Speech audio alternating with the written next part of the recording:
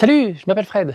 Bienvenue dans cette nouvelle vidéo sur les châteaux de sable. Alors aujourd'hui, nous sommes sur la plage de Saint-Végulf, c'est dans le Var, à côté de Fréjus, et nous allons voir ensemble comment faire notre tout premier château sur la plage. Vous êtes prêts? Allez, on y va!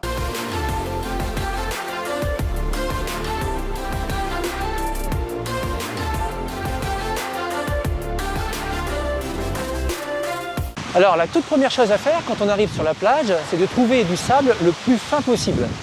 Plus le sable sera fin et plus ce sera facile de sculpter votre château.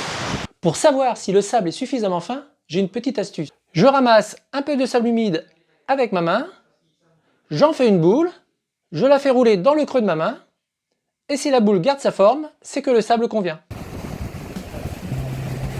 Une fois qu'on a trouvé le bon endroit, la première chose à faire, c'est les fondations du château. On commence donc par faire un gros tas de sable, on le transforme ensuite en volcan en creusant dedans. On prend beaucoup d'eau, on la verse dans le trou. Il faut beaucoup d'eau. On tasse bien le sable avec les mains, on tasse ensuite avec les pieds. Le but c'est d'avoir une base bien solide, donc il est important de bien tasser le sable.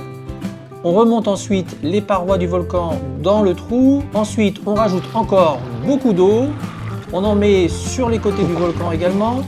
Et on continue à bien tasser, y compris avec les pieds, jusqu'à obtenir une base bien solide, comme ça.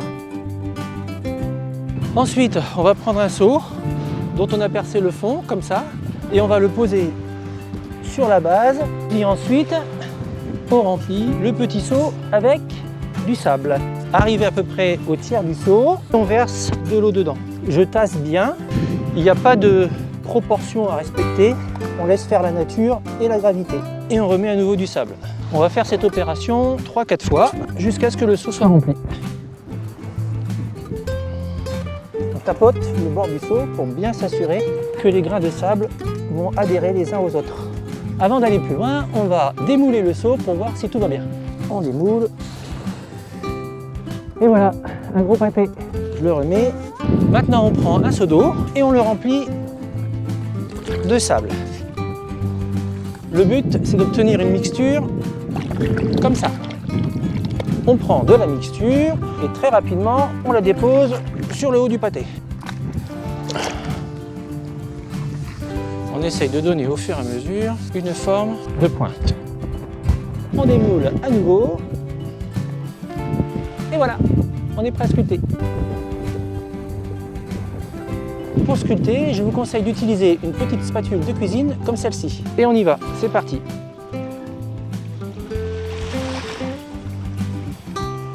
Et un conseil que j'avais oublié, il faut toujours sculpter du haut vers le bas. Là, je marque donc la limite de mon toit. Et on commence à faire les murs. On enlève le sable petit à petit, pas la peine de se presser. On marque le haut du toit, on descend un peu plus pour former le mur de la tour. On peut rajouter une fenêtre. Voilà, moi j'utilise une cuillère à glace. On peut aussi rajouter une porte. J'utilise une aiguille à tricoter, mais un crayon, un critérium, enfin bref, tout ce qui fait office de pointe et avec laquelle on peut tracer peut être utilisé.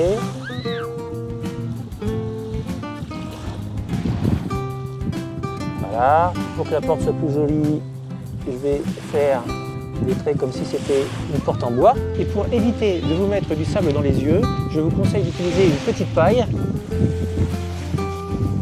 ce qui vous permet d'enlever le sable beaucoup plus facilement. Maintenant, j'affine un peu la base du château. On va creuser au fur et à mesure. On fait une descente. Pour faire les escaliers, on creuse verticalement avec la spatule, puis horizontalement.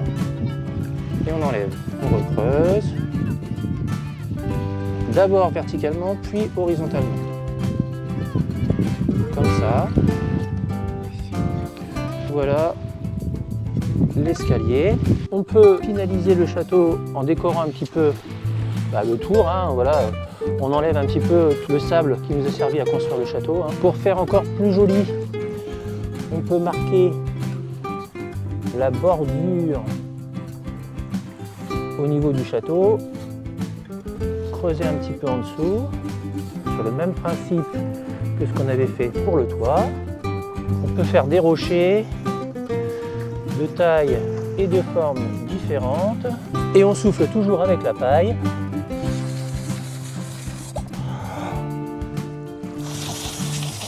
Ce qui fait de très jolis rochers. On peut terminer de décorer en ajoutant 2-3 sapins.